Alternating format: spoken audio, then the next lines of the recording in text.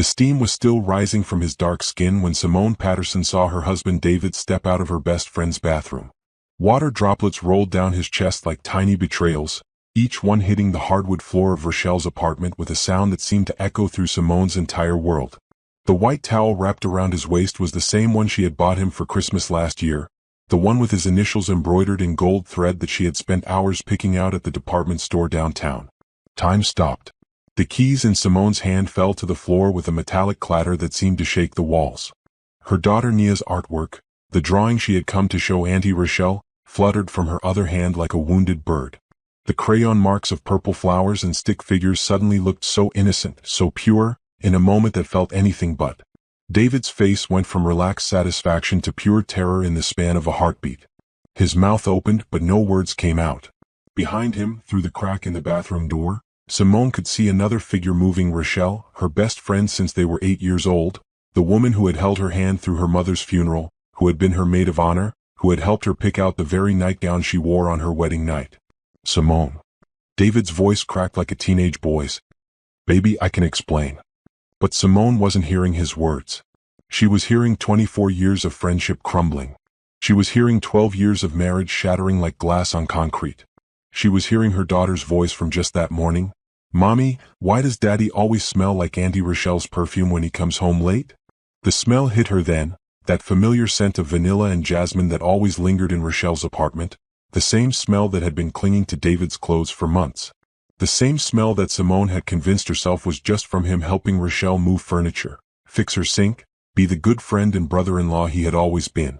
Her knees wanted to buckle, but something deep inside her, something passed down from generations of strong black women who had survived worse betrayals, kept her standing. Her grandmother's voice echoed in her mind, "Baby girl, when life tries to break you, you stand tall. You breathe. You think. Then you act. How long?" The words came out in a whisper that seemed to fill the entire apartment. Rochelle appeared behind David, wrapped in a silk robe that Simone recognized as the one they had bought together during their girls' trip to Atlanta last summer. Her best friend's face was streaked with tears, her usually perfect hair disheveled. The gold necklace around her neck, the one Simone had given her for her birthday, caught the afternoon light streaming through the window. "Simone, please." Rochelle's voice was thick with emotion. "It's not what you think." But it was exactly what she thought. It was every fear that had crept into her mind during those lonely nights when David worked late. It was every suspicious phone call, every changed password, every time he had pulled away when she tried to touch him.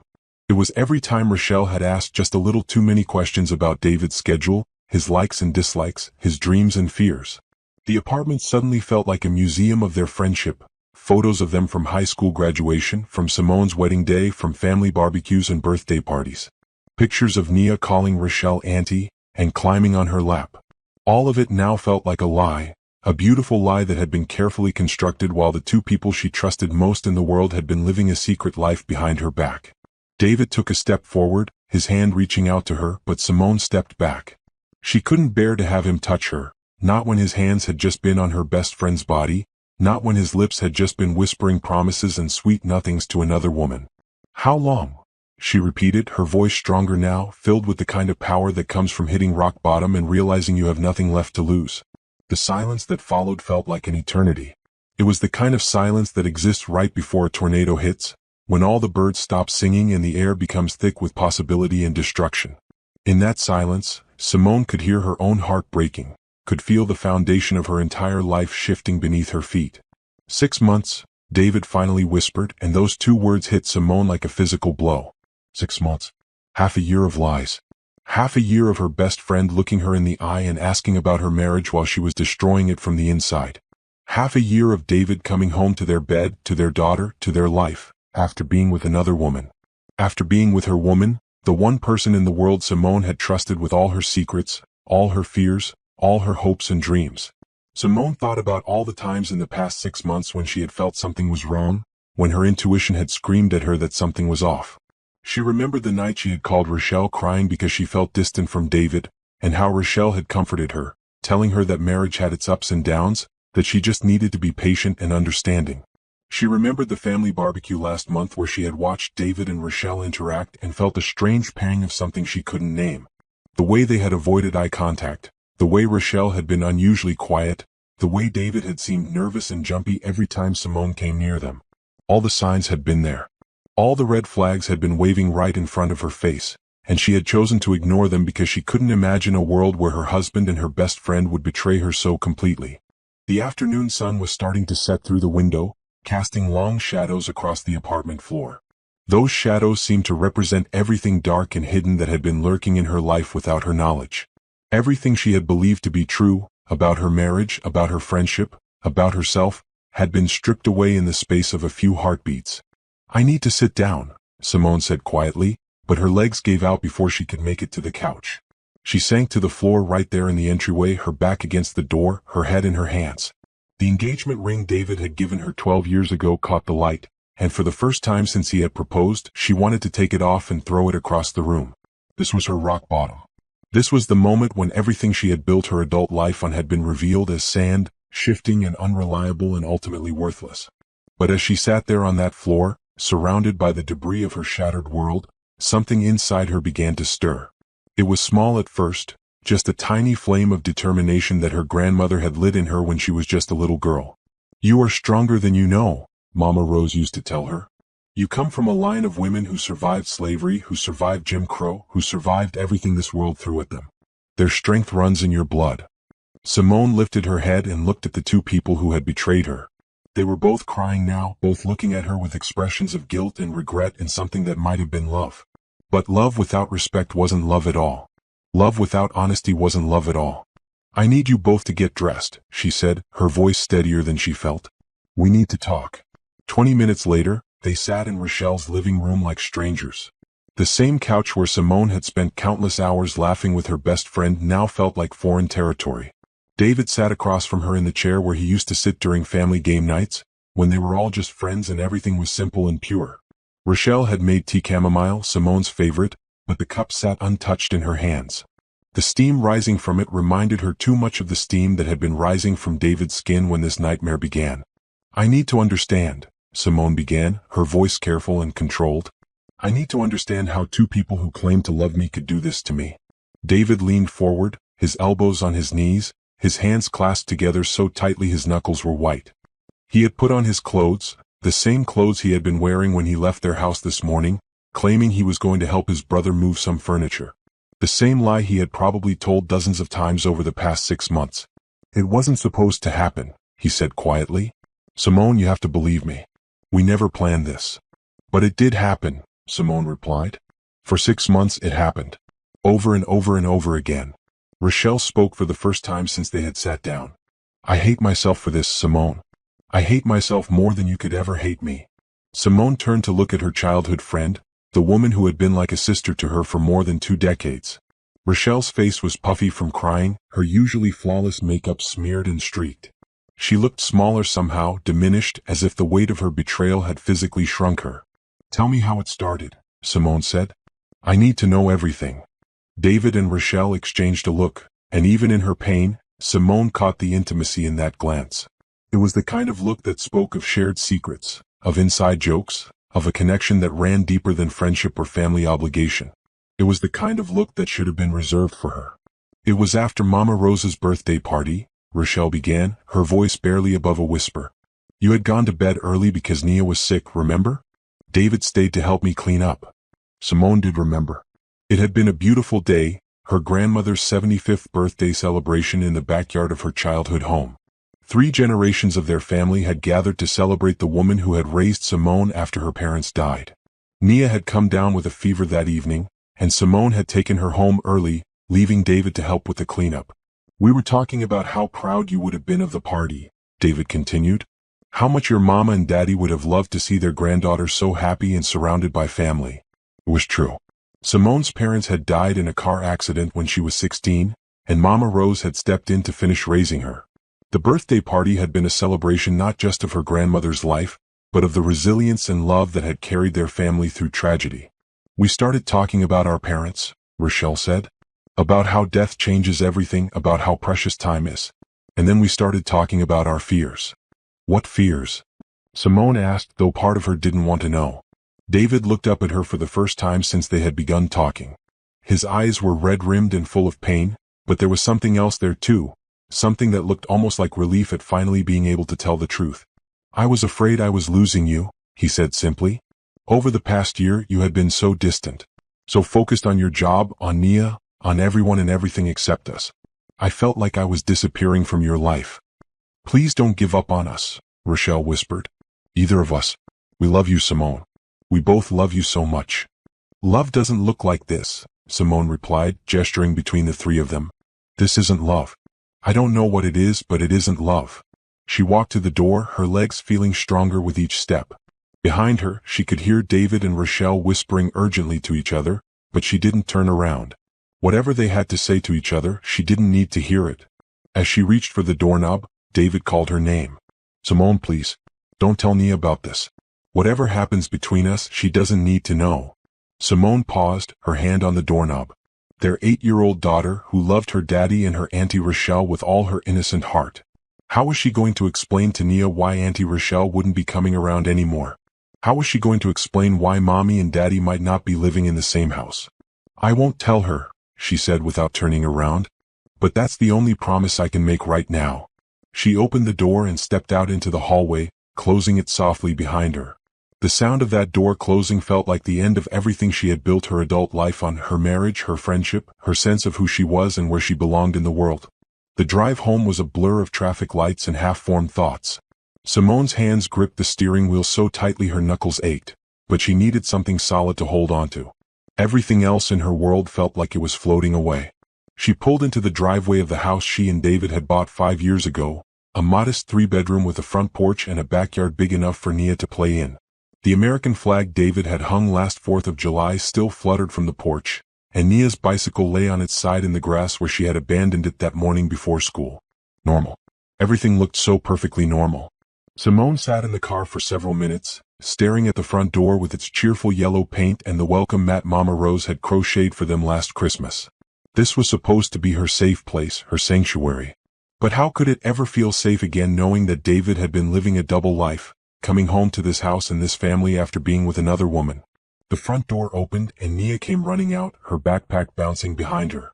She had been staying with Mama Rose after school, as she did every Tuesday and Thursday when Simone worked late.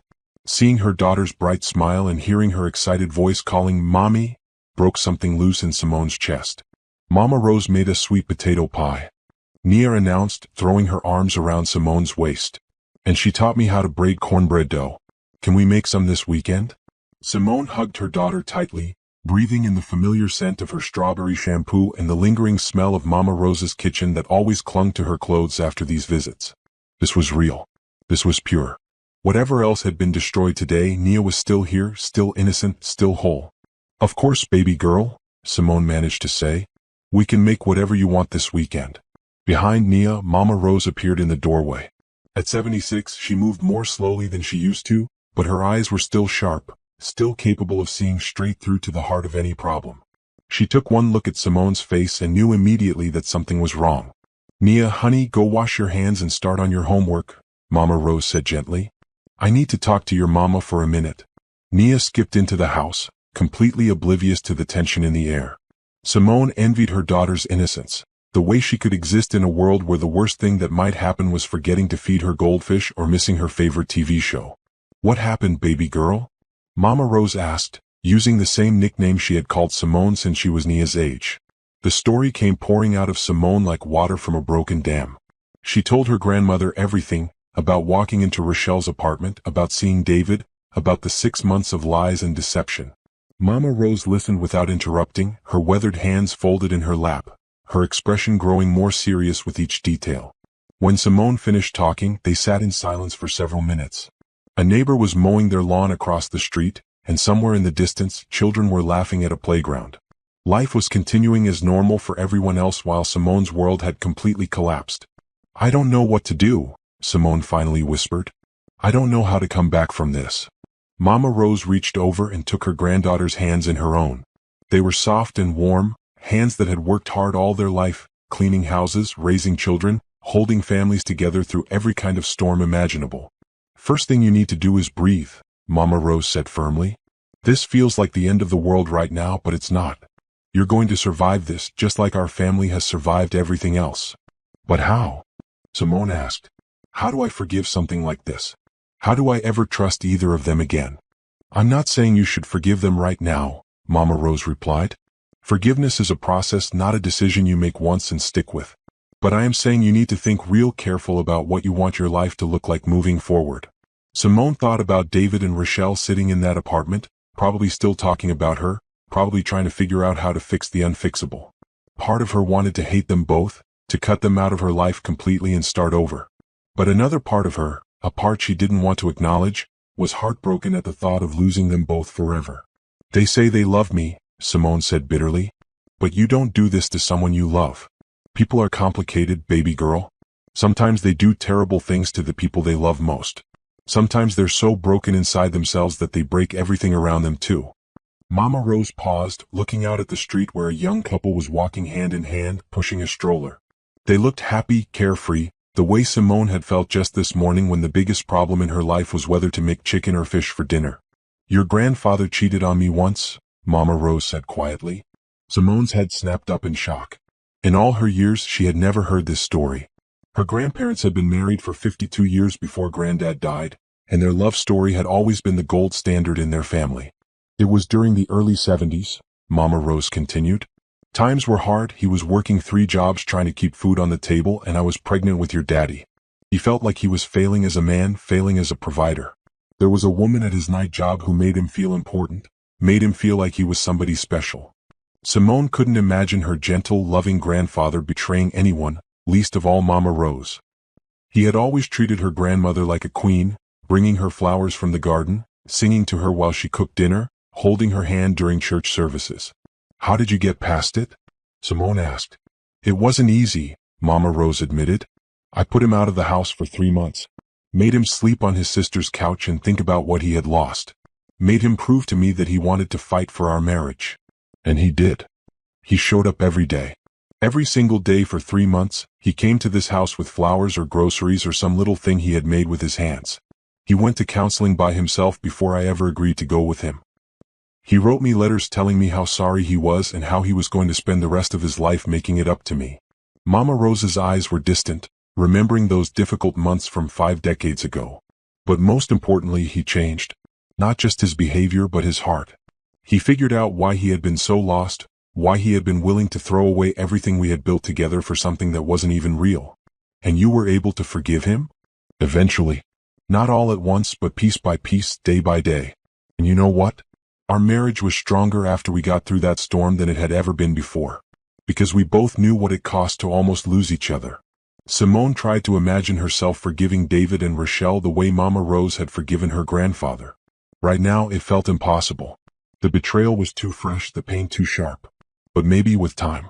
I'm not saying that's what you should do, Mama Rose said, reading her thoughts. Every situation is different, every person is different. I'm just saying don't make any permanent decisions while your heart is this broken. Give yourself time to think, time to heal, time to figure out what you really want. The front door opened and Nia poked her head out. Mama, I need help with my math homework. And I'm hungry. Can we have grilled cheese for dinner? Such simple requests from such an innocent heart. Simone looked at her daughter and felt a fierce surge of protectiveness. Whatever happened with David and Rochelle, she would make sure Nia continued to feel loved and safe and secure. I'll be right there, baby, Simone called out. Mama Rose stood up slowly, her joints protesting after sitting for so long. You're stronger than you know, Simone.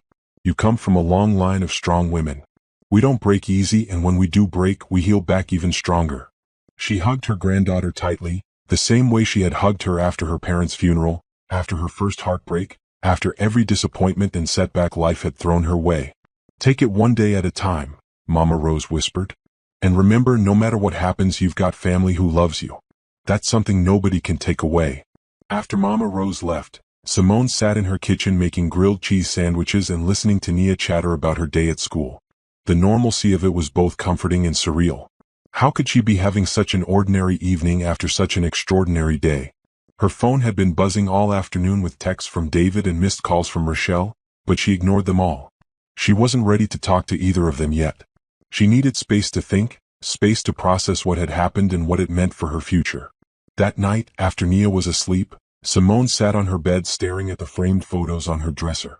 Her wedding day, David looking handsome in his black tuxedo, her in the white. dress she had saved up for months to buy. Their honeymoon in Jamaica, both of them sunburned and laughing. Nia as a baby with David holding her while she slept. A life captured in photographs. A love story that had seemed so solid, so permanent. Now she didn't know which moments had been real and which had been lies. Had David been thinking about Rochelle when he told Simone he loved her? Had Rochelle been pretending to care about their marriage while she was actively destroying it? The questions swirled in her mind like a tornado, tearing apart everything she thought she knew about the people closest to her. She thought about what Mama Rose had said about forgiveness being a process, about giving herself time to heal before making permanent decisions. But some betrayals felt too big to forgive. Some wounds felt too deep to heal. As she finally drifted off to sleep, Simone wondered if she would ever again be able to look at David or Rochelle without seeing them together in that bathroom, without feeling that moment when her entire world had shifted on its axis. Some images once burned into your memory never fade. Some trust once broken can never be fully repaired. 3 weeks passed like a strange, suspended dream. David had moved in with his brother temporarily, coming by every other day to see Nia and to try to talk to Simone.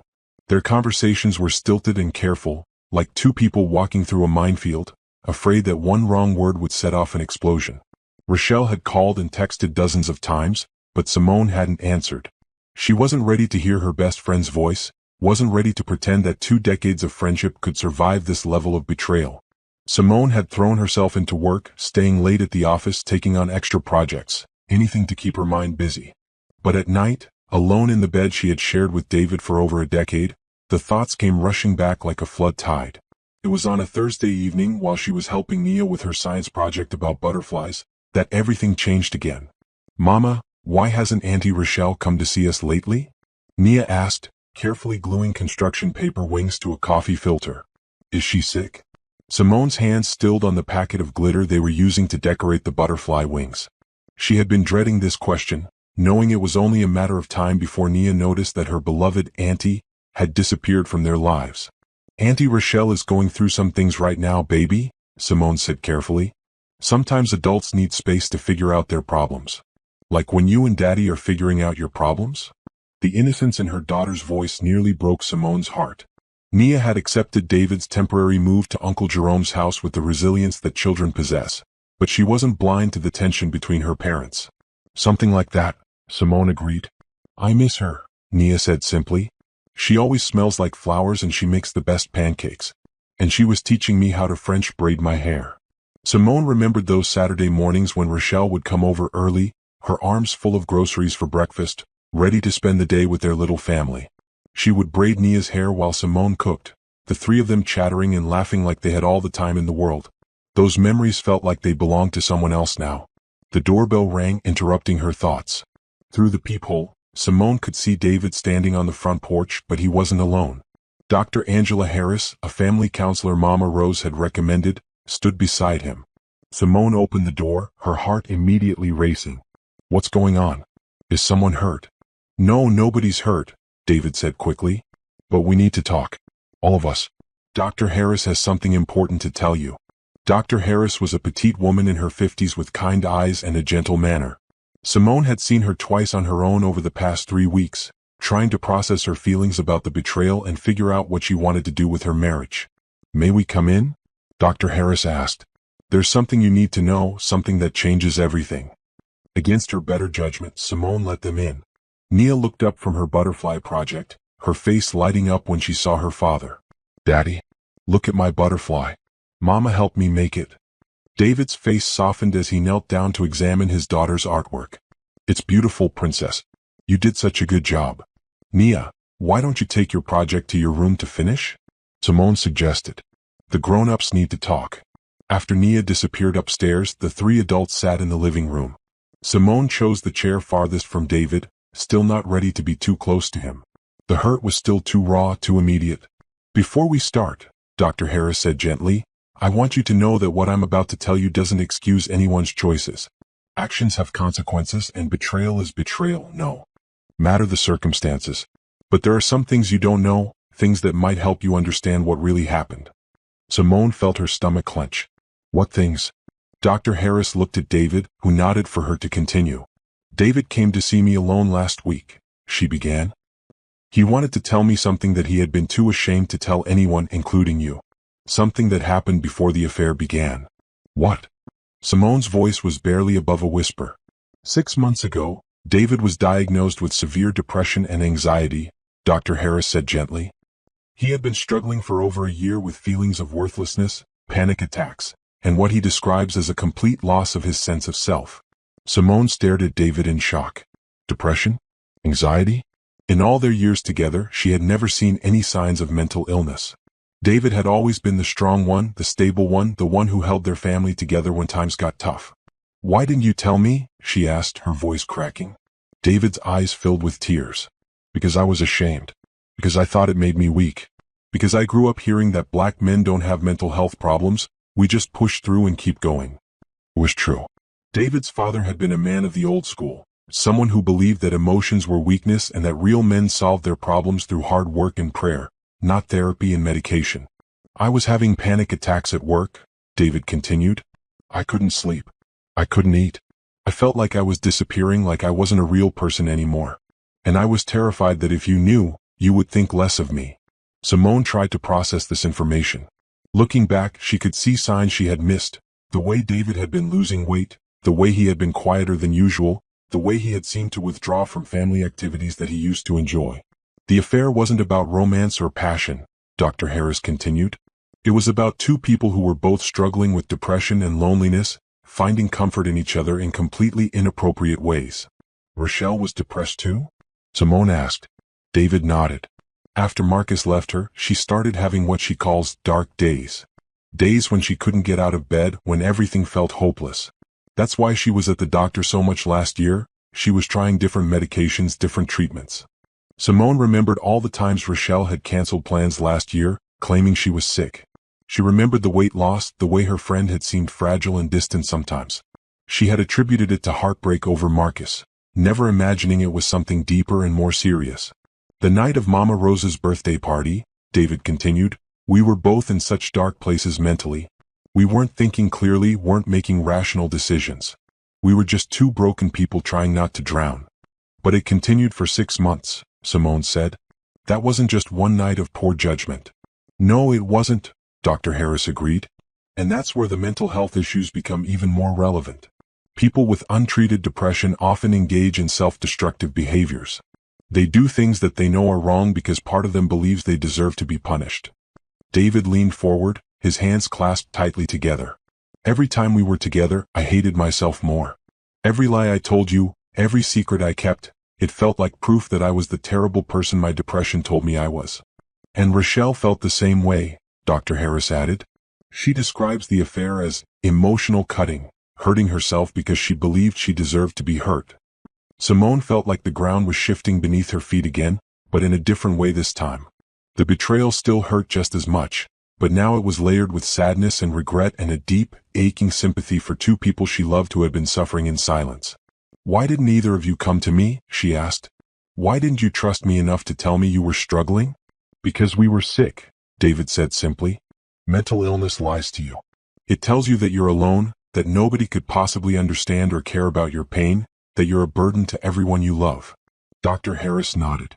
Depression is a disease that isolates people from their support systems. It convinces them that they have to handle everything alone, that asking for help is weakness. Simone thought about all the times over the past year when she had asked David how he was doing and he had answered with a quick fine, or just tired. She thought about all the times she had offered to listen if he needed to talk, and he had brushed her off with a smile and a kiss on the forehead. She thought about Rochelle, always so put together, always so strong, never letting on that she was falling apart inside. Are you getting help now? She asked David. He nodded. I've been seeing Dr. Harris twice a week since the day you found out about the affair. I'm on medication and I'm learning coping strategies. For the first time in over a year, I feel like myself again. And Rochelle? She's getting help too. She wanted to be here tonight, but Dr. Harris thought it would be better if we talked first, just the three of us. Simone sat back in her chair, overwhelmed by this new information. The betrayal still hurt, nothing could change that, but now she understood it in a completely different context. This hadn't been about David choosing Rochelle over her, or about Rochelle deciding to steal her best friend's husband. This had been about two people drowning in their own pain and grabbing onto each other instead of reaching for the lifelines that were right there waiting for them. "I need to ask you something," she said to David. "And I need you to be completely honest with me." "Anything," he said immediately. "If you hadn't been depressed, if you had been thinking clearly, would this have happened?" David didn't hesitate. "Never. Simone, you are the love of my life. You are my anchor, my safe place, my everything. The only reason I didn't turn to you when I was struggling is because the disease in my brain convinced me that I would be hurting you by burdening you with my problems. And now I know that's not true. Now I know that marriage means facing the hard stuff together, not protecting each other from it. Now I know that you're stronger than my depression gave you credit for." Dr. Harris spoke up. "I want to be clear about something. Mental illness explains behavior, but it doesn't excuse it. David and Rochelle made choices, and those choices had consequences. The work now is figuring out how to move forward in a way that honors everyone's feelings and needs." "What does that look like?" Simone asked. "That's up to you," Dr. Harris replied. "But I will say this, in my 30 years of practice, I've seen couples recover from infidelity when both parties are willing to do the hard work of rebuilding trust. It's not easy and it takes time, but it's possible." Simone looked at David, really looked at him, for the first time in weeks. She could see the difference in his face, the way the shadows under his eyes had lifted, the way he seemed more present, more like himself than he had in months. "I'm not ready to make any decisions tonight," she said finally. "This is a lot to process." "I understand," David said. "I just want you to know that I'm fighting for us. I'm fighting for our family. I'm getting the help I need, and I'm committed to being the husband and father you both deserve." "And Rochelle? She wants to fight for your friendship too, but she understands that might not be possible. She knows she broke something precious and she's prepared to live with the consequences." After David and Dr. Harris left, Simone sat alone in her living room, surrounded by the detritus of her daughter's art project, bits of construction paper and drops of glue and tiny specks of glitter that caught the light like stars. Mental illness, depression, anxiety. Words that reframed everything she thought she knew about the past year. Words that explained so much about David's distance, about Rochelle's fragility, about the way they had both been acting like different versions of themselves. It didn't excuse what they had done, but it helped her understand why they had done it. And understanding, she was beginning to realize, might be the first step toward healing. 2 months later, Simone stood in the backyard of Mama Rose's house, watching Nia chase fireflies in the gathering dusk. The late summer air was thick with the scent of magnolia blossoms and the sound of children playing in neighboring yards. It was the kind of evening that felt suspended between seasons, between endings and new beginnings. "She looks happy," a familiar voice said behind her. Simone turned to see Rochelle standing at the back gate, her hands fidgeting with the latch. She looked thinner than before, more fragile, but there was something different in her eyes, a clarity that had been missing for a long time. "She is happy," Simone replied. "Kids are resilient that way." They stood in awkward silence for a moment, two women who had shared everything for 24 years now struggling to find words for the simplest conversation. "How are you doing?" Rochelle asked finally. "Better," Simone said honestly. "Some days are harder than others, but I'm getting stronger." It was true. The past 2 months had been the hardest of Simone's life, but they had also been transformative. She had continued her sessions with Dr. Harris, working through her feelings of betrayal, anger, and grief. She had learned about depression and anxiety, about how mental illness can change people in ways that are invisible to those who love them. She had also learned about forgiveness, not as a one-time decision, but as a daily choice to release anger and choose healing instead. "I've been wanting to talk to you," Rochelle said. "To explain, to apologize, to try to make sense of what I did to our friendship." Simone gestured to 2 lawn chairs under the old oak tree. "Mama Rose is making sweet tea. We could sit for a while." As if summoned by her words, the back door opened and Mama Rose appeared with a tray holding 3 glasses of ice-cold sweet tea and a plate of her famous sugar cookies. She set the tray on the small table between the chairs and squeezed Rochelle's shoulder gently. "It's good to see you, child," she said simply. "You look like you're taking better care of yourself." Rochelle's eyes filled with tears at the kindness in Mama Rose's voice. "Thank you for not hating me," she whispered. "I don't have room in my heart for hate," Mama Rose replied. "Too much love already taking up space." After Mama Rose went back inside, Rochelle and Simone sat watching Nia play, both of them working up the courage to have the conversation they had been avoiding for months. "I need you to know that I never meant for it to happen," Rochelle began. I never woke up one morning and decided to betray my best friend. I know, Simone said quietly. Dr. Harris helped me understand about the depression, about how it changes the way people think and make decisions. But that doesn't make it okay, Rochelle said quickly. Mental illness might explain what I did, but it doesn't excuse it. I made choices, and those choices hurt you in ways I can never fully make up for. Simone sipped her tea, choosing her words carefully. I've been thinking a lot about choices lately. About the choices you and David made, but also about the choices I made. What do you mean? I mean that I chose to be so busy with work and Nia and Mama Rose that I didn't notice when the two people I loved most were falling apart. I chose to accept, "I'm fine," as an answer when you both were clearly not fine. I chose to believe that love meant giving people space instead of pushing for the truth. Rochelle shook her head. Simone, you can't blame yourself for what we did. I'm not blaming myself for the affair, Simone clarified. That was your choice and David's choice. But I am taking responsibility for being emotionally unavailable to the people I loved. For being so focused on being strong and independent that I forgot how to be vulnerable and connected. It was a realization that had come slowly, through weeks of therapy and honest self-reflection. Simone had always prided herself on being the one who had it all together, the one everyone else could lean on. But she had never learned how to let others support her in return. I should have told you about the depression, Rochelle said. I should have trusted you with my darkness instead of hiding it. And I should have noticed it anyway, Simone replied. Best friends are supposed to see past the masks we wear.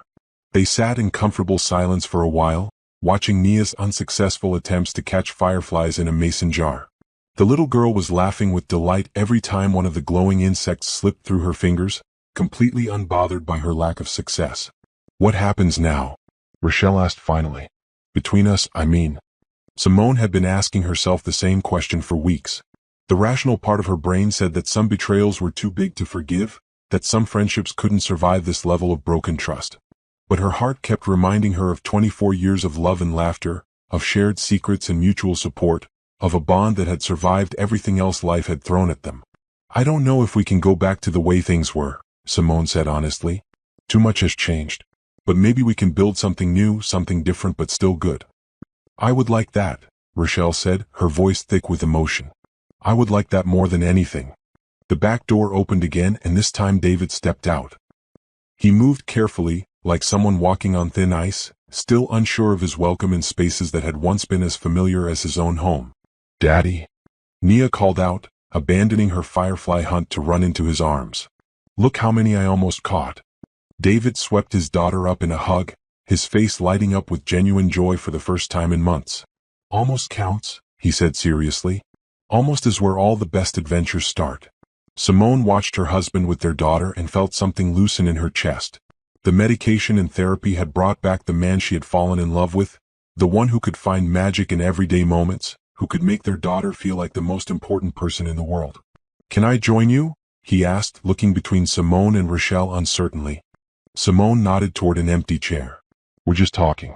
Trying to figure out how to move forward. David sat down, keeping Nia on his lap. I owe you both an apology, he said. Not just for the affair but for shutting you out when I was struggling. For making you feel like you had failed me somehow when the truth was that I was failing myself. We all made mistakes, Simone said. The question is what we do now.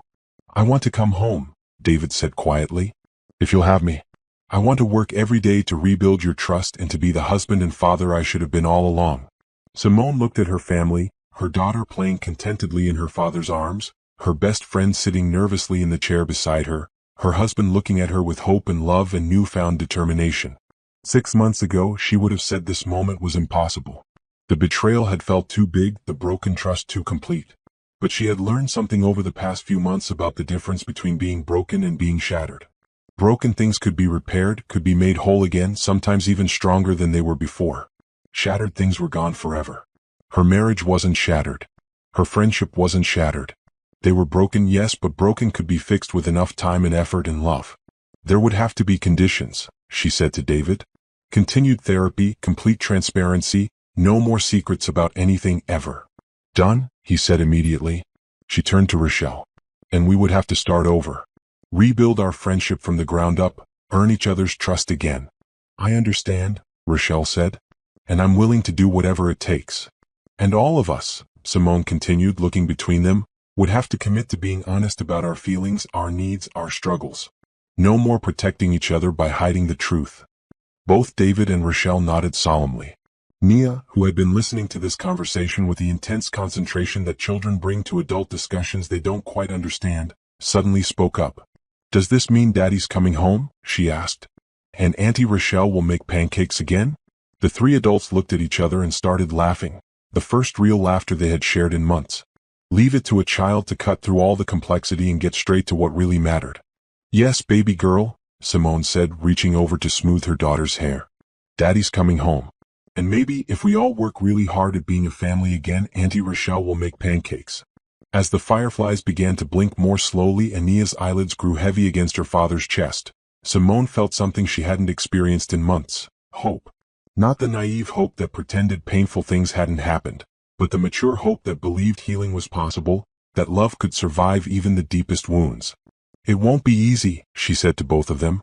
"There will be hard days, days when the anger comes back, days when trust feels impossible. But we'll face those days together," David said firmly. "All of us," Rochelle added. "As a family." Mama Rose appeared in the doorway as if she had been listening for the right moment to interrupt. "Y'all better come inside before these mosquitoes eat you alive," she called out. "And Nia needs to get ready for bed." As they gathered up the tea glasses and headed toward the house, Simone felt her grandmother's hand on her arm. "I'm proud of you, baby girl," Mama Rose whispered. "You chose love over fear, forgiveness over bitterness. That takes a strength most people never find." "I had a good teacher," Simone replied, squeezing her grandmother's hand. Inside the house, while David helped Nia with her bedtime routine and Rochelle helped wash the tea glasses, Simone stood in the doorway watching her family slowly knit itself back together. It would be different now, scarred in places, more careful in others, but it would be theirs. Some stories end with dramatic reconciliations and passionate declarations of love. But this story ended the way most real healing happens, quietly, gradually, with ordinary moments that add up to extraordinary grace. David moved back home the following weekend. Rochelle started coming by for Sunday dinners again, though she and Simone were careful to rebuild their friendship slowly, honestly. They all continued therapy individually and together, learning new ways to communicate, new ways to support each other through difficult times. It wasn't perfect. There were still moments when Simone felt the sharp stab of betrayal, still days when trust felt fragile and incomplete. But there were more moments when she felt grateful for second chances, for the capacity of the human heart to heal, for the possibility of love that was deeper and more authentic than what they had shared before. 6 months later, on a Saturday morning that dawned clear and bright, Simone woke up to the sound of laughter coming from the kitchen. She found David and Nia making pancakes with Rochelle, all three of them covered in flour and completely absorbed in their task. "Mama," Nia called out when she saw her in the doorway. "Auntie Rochelle taught me how to flip pancakes and I only dropped one on the floor." "Only one?" Simone said with mock amazement. "You're getting good at this." David caught her eye across the kitchen and smiled, the kind of smile that said he knew how lucky they all were to have found their way back to this ordinary, extraordinary moment. Simone smiled back, then joined her family around the stove, ready to help make breakfast and continue the beautiful, messy, imperfect work of loving each other well.